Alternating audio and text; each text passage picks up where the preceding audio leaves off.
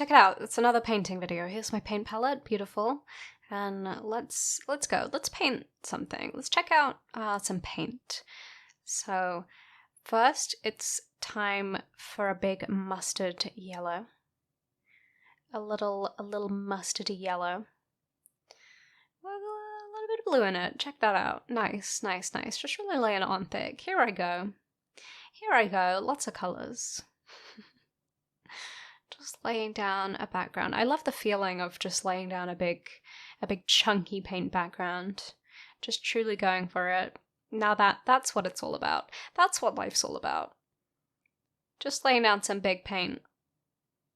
Nothing else matters in this world. Alright, now it's blue time. Now it's blue time. It's time for more colors. Any kind of colors you want, just put them on there. Just get some colors on there. Just put anything down. Just throw it on. But what comes next? What comes next? Clearly, a big red circle. Oh yes, I think these colors are looking great, looking powerful, looking beautiful. That's gonna be a face. That's gonna be a little face. And here is a little body. Body barely bigger than the face. That's how it is sometimes. You know, that's just how it is sometimes. So, I'm creating a little person here. And, yeah, some more nice thick lines, nice big shapes. That's what I like. That's what I like to see, and that's what I like to do. So, give him some little legs. Hello. Gonna stand, pretty far apart. That's the power stance. That's the Tory power stance. So, pretty good. Pretty great. And then, a kind of blank little face. A somber face. The face of not quite disappointment, but you know, the face of suffering, let's say.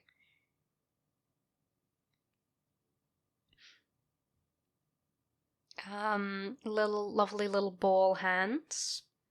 Some ball hands for my boy here. Very nice. Sometimes you just don't want to paint or draw hands, and in those times, I like to just do a circle. That is a life hack. Now I gotta add some text to really give this painting a specific mood, and a specific context, and a story. So, I have been thinking. So now you know this guy's having thoughts. This guy is sentient. He's capable of thoughts, which is more than you can say for many people, for many creatures, for many characters. But this guy's thinking. This guy's been thinking. Oh, look at his face. The perfect expression really for this. This is the face of a thinker. This is the face of a thinker. And now I'm adding some text to his torso. A little bit wonky. That just adds to the charm, adds to the feeling, adds to the poignant message. So this completes the sentence. I have been thinking about you. Uh-oh. That explains everything. That really explains everything. I just enjoy the sense of light tragedy about this painting. Like, we do not get the sense that this is good. But hey, here he is. That's a painting. So now we gotta take off the masking tape and truly reveal those crisp lines. Very nice.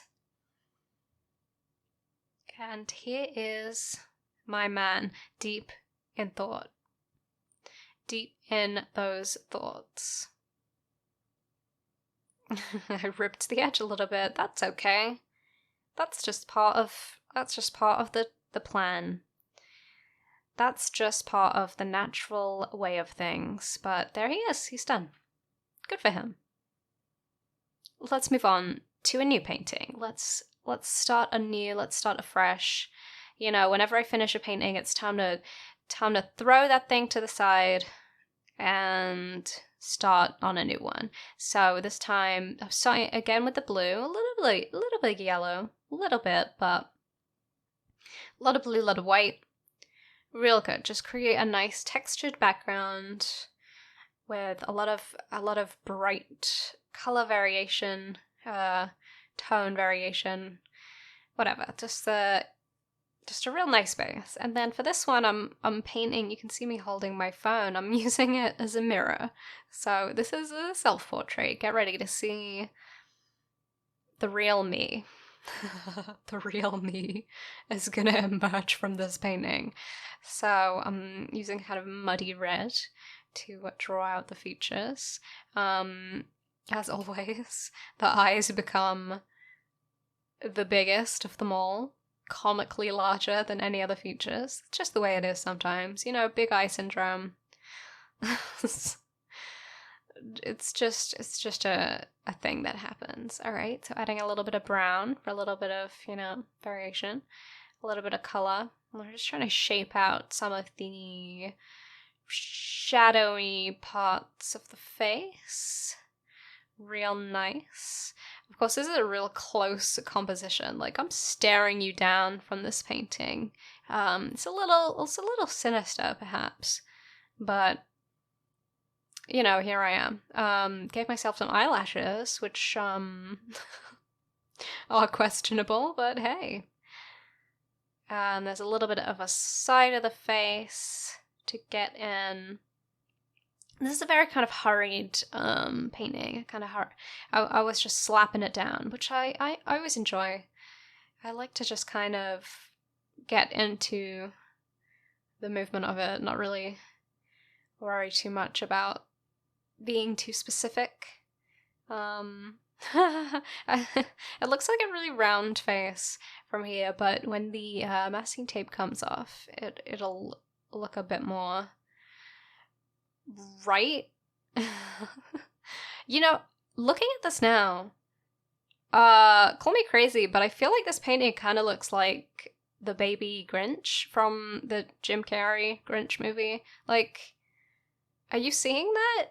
Because I'm seeing that, and now I'm thinking, like, do I look like the baby Grinch? Do I look a little bit like the baby Grinch somehow? This has baby Grinch look. I swear.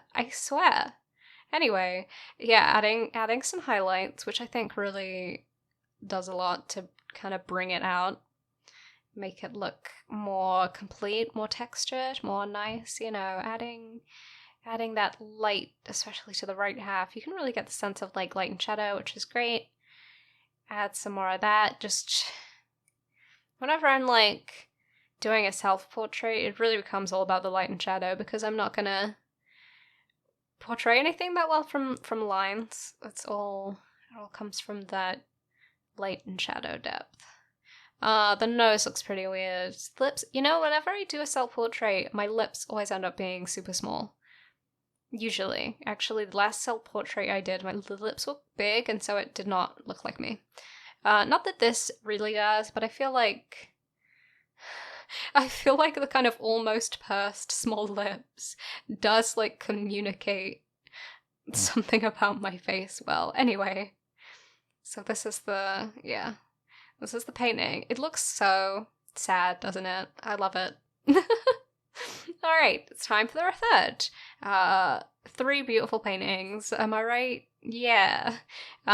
So this is, I'm getting towards the end of the paint actually available on my paint palette here, but we have a kind of nice, little bit mix of that muddy red, but like super light with the white, and there's a bit of blue in there. So that creates a nice kind of soft background, and again, like, there's some nice texture with the mix of colors, and, you know, add a little bit of a brighter red in there. Still quite a muddy, slightly rusty red, but gives it a little bit of something. So a nice light background. And this painting is going to be a dog. And you can see I'm truly going fast here and with this chunky outline. When I painted this, I actually just didn't really like it at the end, but now looking back on it and watching this footage, I'm like, yeah, it's okay. That's all right. I just went really, this feels like an old painting. This feels like a painting I would do 5 years ago or more, maybe 8 years ago. Like, it's very, like, a lot of I did a lot of paintings back then that were like this in a lot of ways. Anyway, I'm trying to kind of bring some shading to the dog, which I'm not sure if that was a decision that made sense here, but I thought, I'll try it. Yeah, and that's my, so this was a really quick one.